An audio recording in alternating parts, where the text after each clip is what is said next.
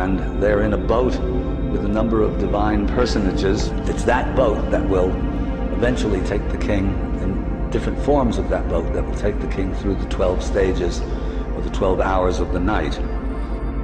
The symbolism of a boat on the water demonstrates the consciousness being led through our mysterious interaction with the flow of time, through the landscape of the duat. Through the hours of the night towards its conclusion, a new dawn and a new day.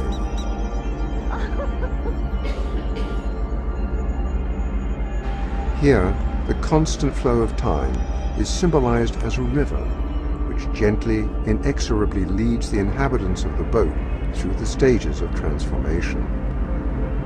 The Christian conception of hell, with all its demons and its hellfire, is in all likelihood derived from the Egyptian, but the Egyptian didn't revel in all the details of the smell of the roasting flesh and the pain of the hacked bodies. Rather, they were expressing, basically what the Egyptians were doing was declaring that the souls of those who hadn't done their inner work, or who obstructed those who were trying to do their inner work, ended up in oblivion. In other words, their names, their identities were obliterated. They weren't consigned to the roasting flames of hell forever, but rather non-existence was considered punishment enough. In the fourth hour, the actual coffin is shown descending into the earth, a schematic that actually represents the tombs themselves.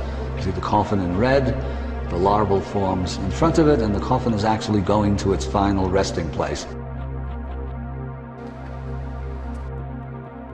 In the fifth hour, the coffin over here has come to its final rest in the bowels of the earth. This is the birth of the new sun god in the depths of the earth. The life force bursting from the egg forces the earth above into a bulge. At the nadir of the descent of the solar principle, life bursts from its egg with the potential of rejoining the solar source. The winged serpents no doubt are meant to symbolize this potentiality in one form or another. The egg of Sokar represents the final, the most inanimate state of matter. It's the bowels of the earth. But in the egg itself is spirit, the hawk-headed Sokar, holding apart, again, with the winged spirit and this mysterious triple-headed serpent with the deity at the other end.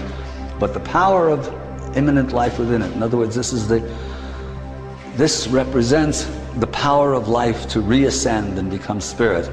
Actually forces a bulge in the earth above it.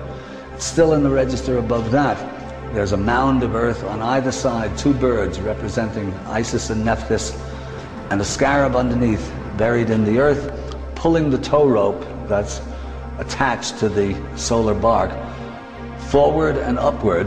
And the sign all the way up above is the little sign way up here represents heaven. In other words, the power of the entire enterprise is pulling the boat heavenward.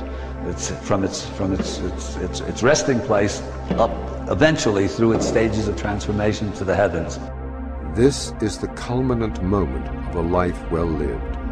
The consciousness rooted in heaven, using the fulcrum of a higher dimension, pulls the lower register to the upper, a bridge, a ladder to the realm of the netter. It is here that we have successfully transmuted physical matter to divine, the summation and consequence of our inner work